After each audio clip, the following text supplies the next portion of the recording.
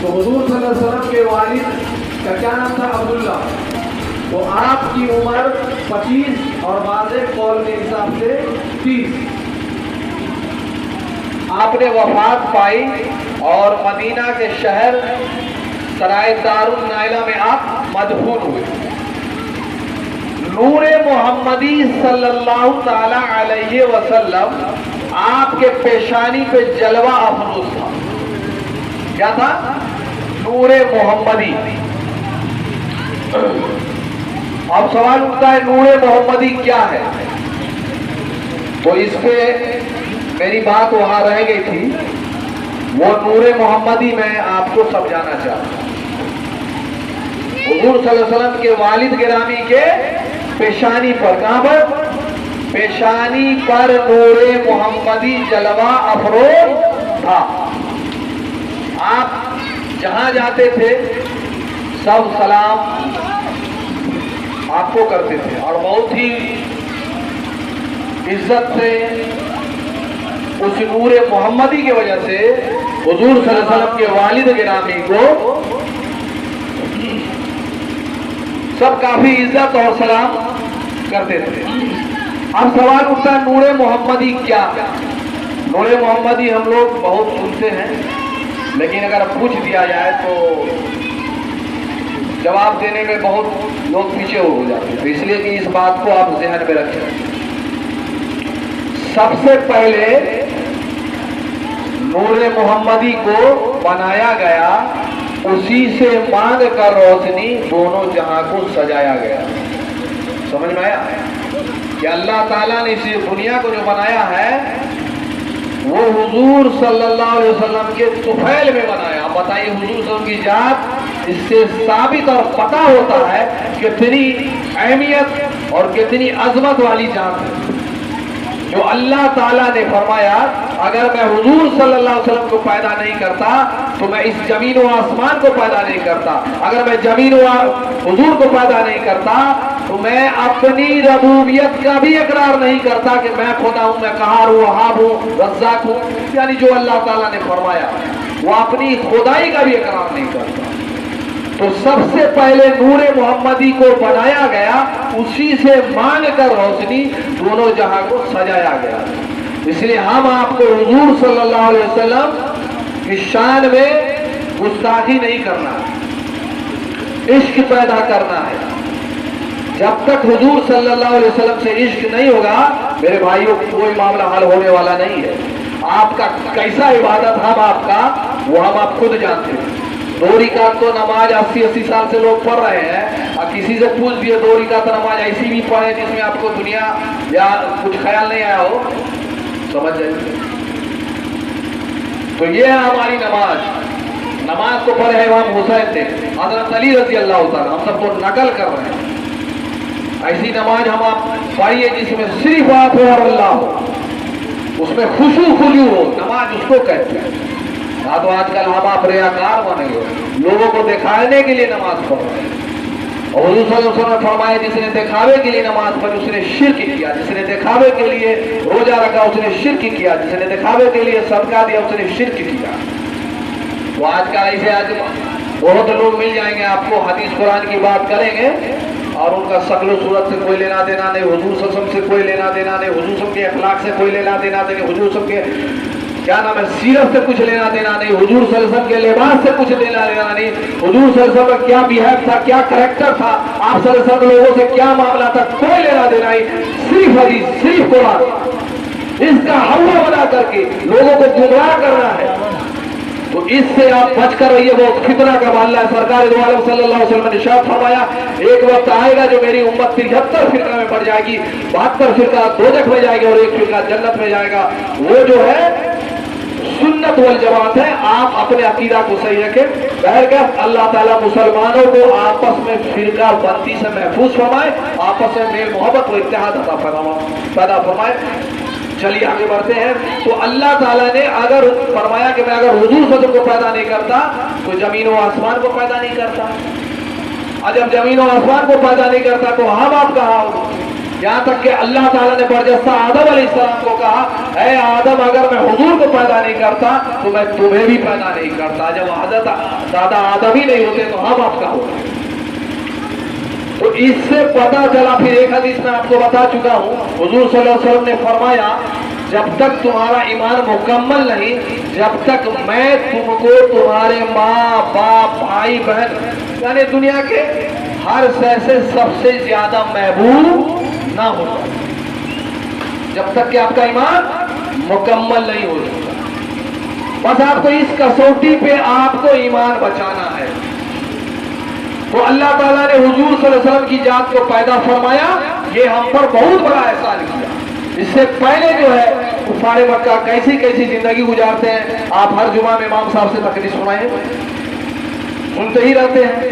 جو بیٹیاں پیدا ہوتی تھی اس کو دفن کر دیا کرتے تھے. قرآن کریم کے 30ویں پارہ میں یہ جمبن قتلت, اور اس زندہ گائی ہوئی لڑکی سے پوچھا جائے گا وہ کس بنا پر قتل کی گئی.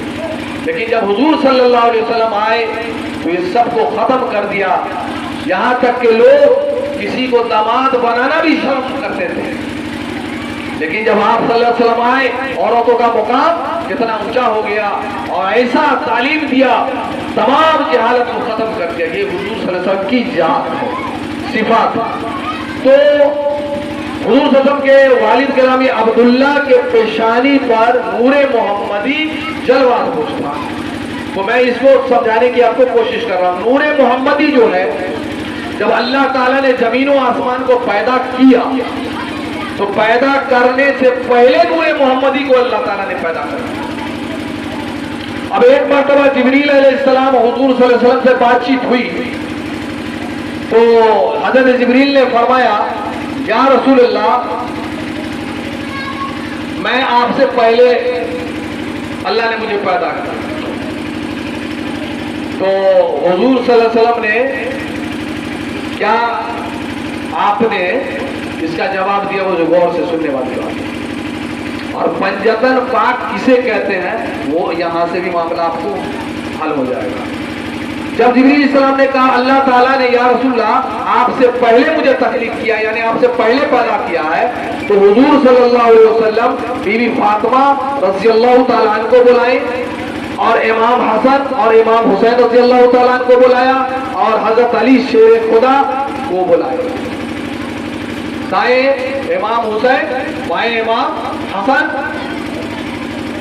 اور آگے جو ہے حضرت علی رضی اللہ تعالیٰ اور پیچھے بی بی فاطمہ رضی اللہ تعالیٰ کو بیٹھایا اور بیچ میں آپ خود بیٹھے اور فرمایا زمین آسمان کو اللہ نے جو بنایا تو عرش پہ تمہیں کچھ نظر آیا.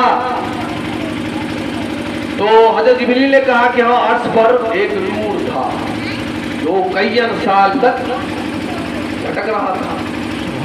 اب آپ کو اگر کہہ دیں عرش کسے کہتے ہیں وہ بھی بہت کم لوگ کو معلوم ہے. عرش جو ہے وہ 8واں آسمان کو کہتے ہیں اور آسمان جو ہے 7واں ہے, 7 ہے, 7 طبق آسمان ہے اور 8واں آسمان اس کو عرش معلیٰ کہتے ہیں.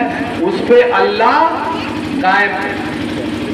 ٹھیک ہے, ذہن کو آپ رکھیے گا نہیں تو شیطان آپ کو بھٹکائے گا اور وائرس پھر گڑبڑا جائے گا. اس کو غور سے تو اللہ تو حضور صلی اللہ علیہ وسلم فرمایا وہ جو نور لٹک رہا تھا وہ اس نور میں کچھ دیکھے.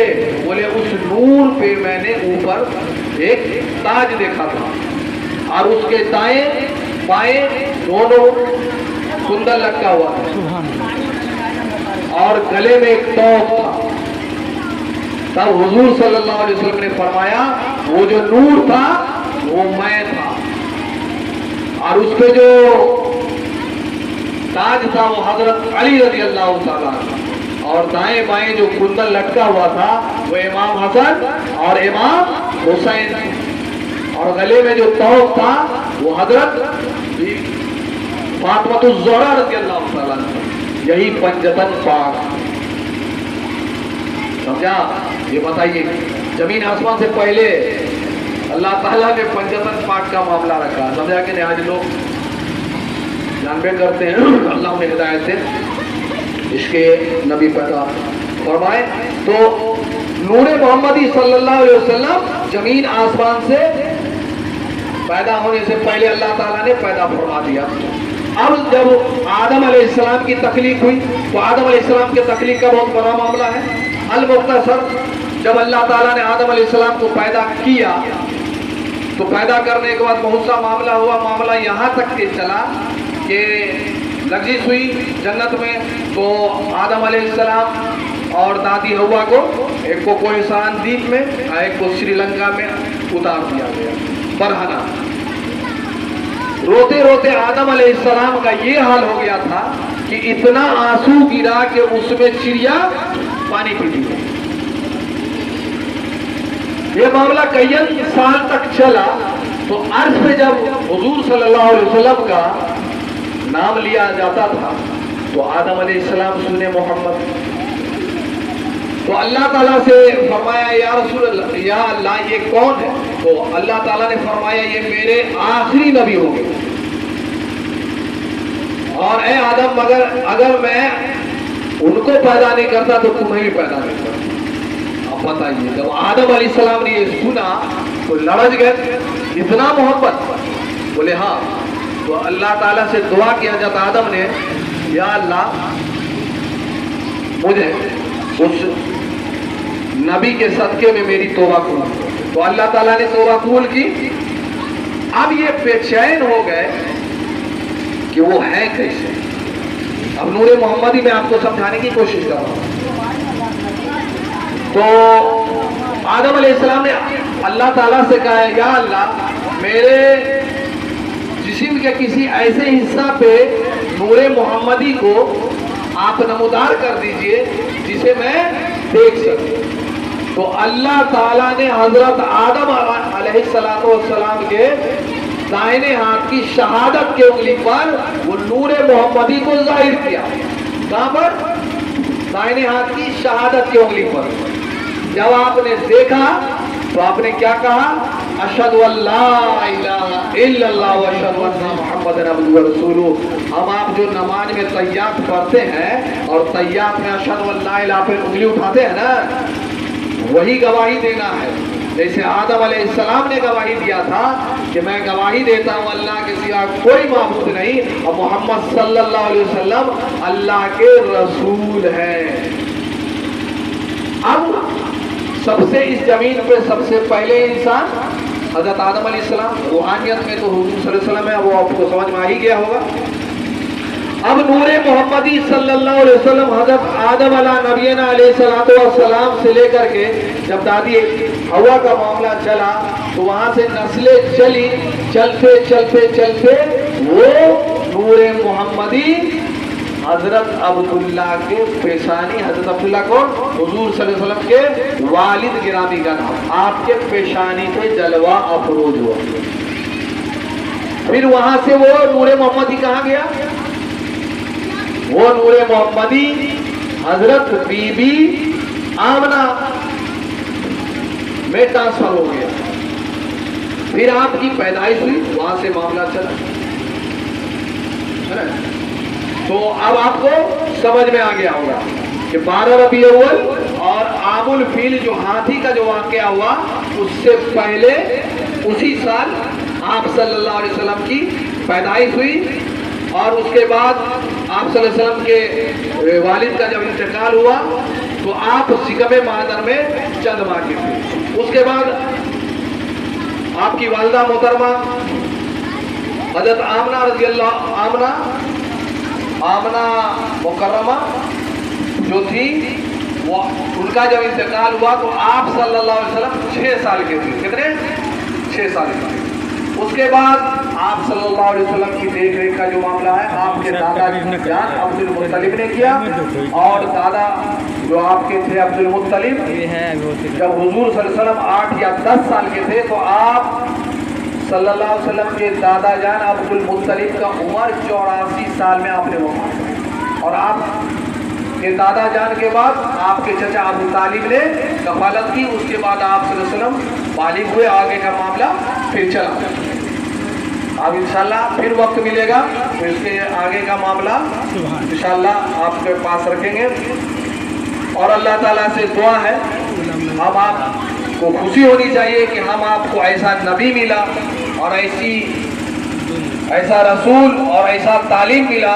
ہم آپ کو اس کو محبت پیش کرنی چاہیے اور اس میں اگر کوئی حضور صلی اللہ علیہ وسلم کے شان میں گستاخی کرتا ہے تو آپ کو برجستہ اسے روکنا ہوگا. یہ عشق رسول کا تقاضا ہے کہ آپ صلی اللہ علیہ وسلم جس طرح سے یہ ظالم حکومت آئے دن کیسے کیسے لوگ کو سامنے موڑا بنا کر کے پولیٹیشین جو ہوتے ہیں وہ خود نہیں بولے, وہ شیطانی چال جو ہے وہ چلتے ہیں.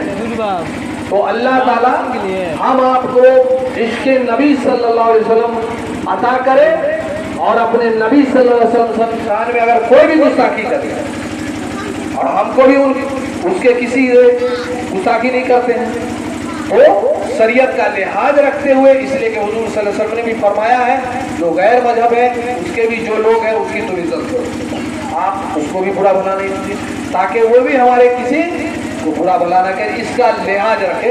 اللہ تعالیٰ سے دعا ہے کہنے سننے سے زیادہ عمل کرنے کی توفیق رفیق عطا فرمائے. آمین. وما علینا الا البلاغ المبین. آئیے اب آپ صاحب امام صاحب کی تقریر سماعت ہو.